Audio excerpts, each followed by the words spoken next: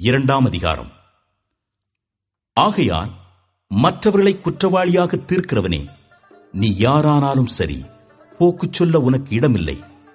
நீ குற்றமாக தீர்க்கிறவைகள் எவைகளோ அவைகளை நீயே செய்கிறபடியால் நீ மற்றவர்களை குறித்து சொல்லுகிற தீர்ப்பினாலே உன்னைத்தானே குற்றவாளியாக தீர்க்கிறாய். இப்படிப்பட்டவைகளைச் செய்கிறவர்களுக்கு தேவனுடைய நியாய தீர்ப்பு சத்தியத்தின்படியே இருக்கிறது என்று அறிந்திருக்கிறோம்.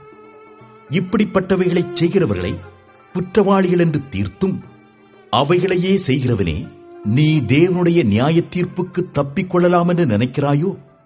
அல்லது தேவ தயவு நீ குணப்படும்படி உன்னை ஏவுகிறதென்று அறியாமல் அவருடைய தயவு, பொறுமை, நீடிய சாந்தம் இவைகளின் ஐசுவரியத்தை அசட்டை பண்ணுகிறாயோ?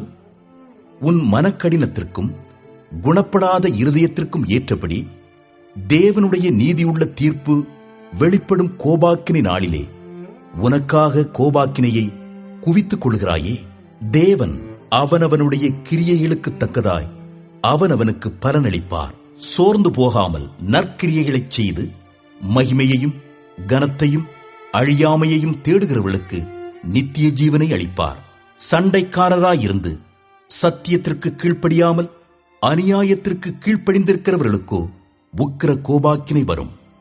முன்பு யூதரிலும் பின்பு கிரேக்கரிலும் பொல்லாங்கு செய்கிற எந்த மனுஷ ஆத்துமாவுக்கும் உபத்திரவமும் வியாகுலமும் உண்டாகும். முன்பு யூதரிலும் பின்பு கிரேக்கரிலும் எவன் நன்மை செய்கிறானோ அவனுக்கு மகிமையும் கனமும் சமாதானமும் உண்டாகும். தேவனிடத்தில் பட்சபாதம் இல்லை. எவர்கள் நியாயப்பிரமாணம் இல்லாமல் பாவம் செய்கிறார்களோ அவர்கள் நியாயப்பிரமாணம் இல்லாமல் கெட்டுப் போவார்கள். எவர்கள் நியாயப்பிரமாணத்துக்கு உட்பட்டவர்களாய் பாவம் செய்கிறார்களோ அவர்கள் நியாயப்பிரமாணத்தினாலே ஆக்கினை தீர்ப்படைவார்கள். நியாயப்பிரமாணத்தை கேட்கிறவர்கள் தேவனுக்கு முன்பாக நீதிமான்கள் அல்ல, நியாயப்பிரமாணத்தின்படி செய்கிறவர்களே நீதிமான்களாக்கப்படுவார்கள். அன்றியும் நியாயப்பிரமாணம் இல்லாத புறஜாதிகள் சுபாவமாய் நியாயப்பிரமாணத்தின்படி செய்கிற போது நியாயப்பிரமாணம் இல்லாத அவர்கள் தங்களுக்கு தாங்களே நியாயப்பிரமாணமாயிருக்கிறார்கள்.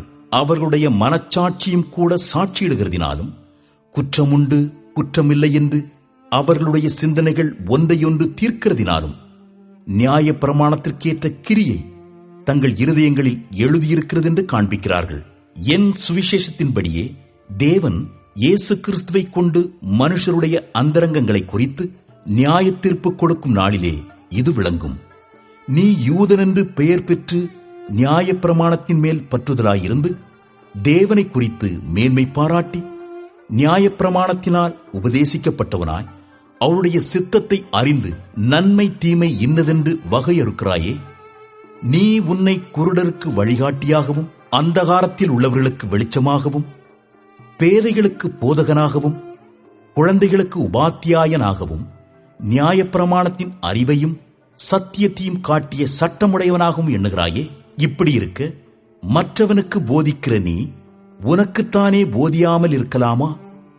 களவு செய்யக்கூடாதென்று பிரசங்கிக்கிற நீ களவு செய்யலாமா? விபசாரம் செய்யக்கூடாதென்று சொல்லுகிற நீ விபசாரம் செய்யலாமா? விக்கிரகங்களை அருவருக்கிற நீ கோவில்களை கொள்ளையிடலாமா? நியாயப்பிரமாணத்தை குறித்து மேன்மை பாராட்டுகிற நீ நியாயப்பிரமாணத்தை மீறி நடந்து தேவனை கனவீனம் பண்ணலாமா? எழுதியிருக்கிறபடி தேவனுடைய நாமம் புறஜாதிகளுக்குள்ளே உங்கள் மூலமாய் தூஷிக்கப்படுகிறதே. நீ நியாயப்பிரமாணத்தை கை கொண்டு நடந்தால் விருத்த சேதனம் பிரயோஜனம் உள்ளதுதான். நீ நியாயப்பிரமாணத்தை மீறி நடந்தால் உன் விருத்த சேதனம் இல்லாமை ஆயிற்றே.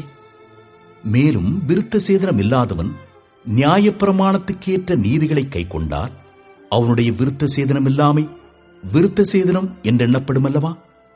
சுபாவத்தின்படி விருத்த சேதனம் இல்லாதவனாயிருந்தும் நியாயப்பிரமாணத்தை நிறைவேற்றுகிறவனாயிருந்தால் அவன் வேத எழுத்தும் விருத்த சேதனமும் உள்ளவனாயிருந்தும் நியாயப்பிரமாணத்தை மீறுகிற உன்னை குற்றப்படுத்துவான் அல்லவா? ஆதலால் புறம்பாக யூதனானவன் யூதன் அல்ல, புறம்பாக மாம்சத்தில் செய்யப்படும் விருத்த சேதனம் அல்ல. உள்ளத்திலே யூதனானவனே யூதன், எழுத்தின்படி உண்டாகாமல் ஆவியின்படி இருதயத்தில் உண்டாகும் விருத்த சேதனமே விருத்த சேதனம். இப்படிப்பட்டவனுக்குரிய புகழ்ச்சி மனுஷராலே அல்ல, தேவனாலே உண்டாயிருக்கிறது.